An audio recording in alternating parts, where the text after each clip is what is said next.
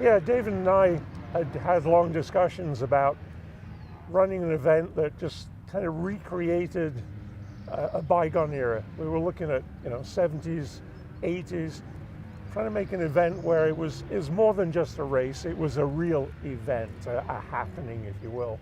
So we started looking at that.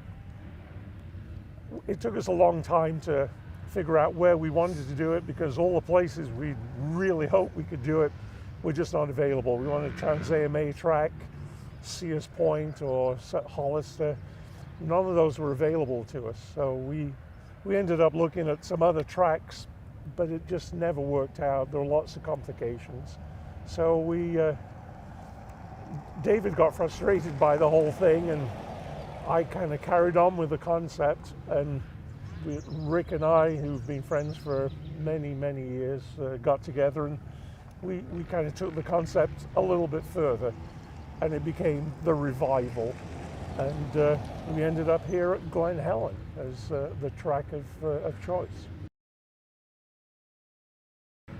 Well, I appreciate you mentioning, Max, because that was the impetus behind this event. It's another fundraiser for Road to Recovery and their Max Matters mental health initiative. And Davey Coombs of Racer X said, hey, there's a video that you really need to see. It's called Revival, and it was done by Fox Canada and some other folks up there, and it was a story about a father and a son, not unlike my son, and he was battling depression, and he attempted to take his life, and his father luckily was able to intervene at the last minute and save his life. And it was his story of coming back from all that. And it was obviously near and dear and very emotional to my heart. And the fact that it was called the Revival, and that David had mentioned this whole revival concept that he and David were working on, I thought, thanks, Max, you put those two things together for me, and now we're going to do something with it. And over the course of the last few months, it's starting to morph into really a celebration of motorcycling, and we're going to kind of keep it in the dirt realm at this stage, but ultimately we want to make this a celebration once a year of all things dirt motorcycle, and I think it's going to be a lot of fun. It'll be great for people that don't even know a lot about motorcycling to come out and walk around and see all the different disciplines and bikes, and we're hoping to have new models introduced here, and it's going to be a great project.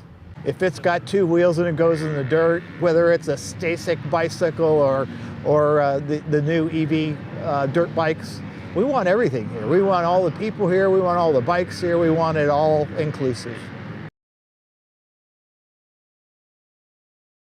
It's coming along slowly, but I can see light at the end of the tunnel. I'm hoping to have it out ready for Christmas this year. I finished 12 chapters. I've still got 8 or 9 more to go, but we're well on the way. Yeah, it's just www.motocrossthegoldenera.com. And if you go on there, you can subscribe, and I send out a monthly newsletter and give away T-shirts and photographs and everything. Keeps you up to date on what's happening with the book and motorcycling in general. So yeah, it's good. Now, I'm from England originally, and I started a newspaper in England in the mid-70s called Trials of Motocross News, which is still going to this day. They sell thousands of issues a week. That was all just literally, as its name suggests, Trials of Motocross only.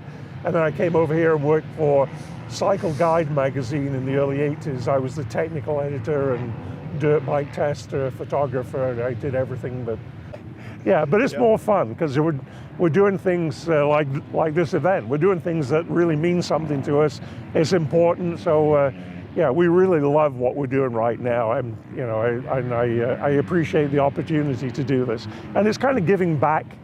It sounds a little pompous maybe, but it's an opportunity to give back to the sport, which has given both of us so much. I mean, it's given us everything basically.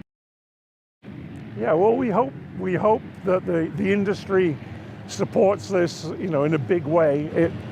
we hope it supports them by creating this big interest, as Rick says, in just such a broad aspect of motorcycling. It's not some little narrow focus thing, and we hope we can generate a new enthusiasm for a sport which it's almost split. We've got all these bikes in the background, brand new modern bikes, and we've got all the vintage guys.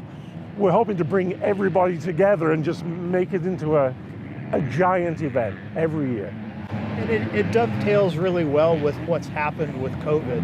And, everybody had all this free time and started buying motorcycles, and you can't even buy a used bike anymore because everybody's bought them up. And they need a place to all come together, right? And share that commonality. And that's what this event is and what it will be in the future.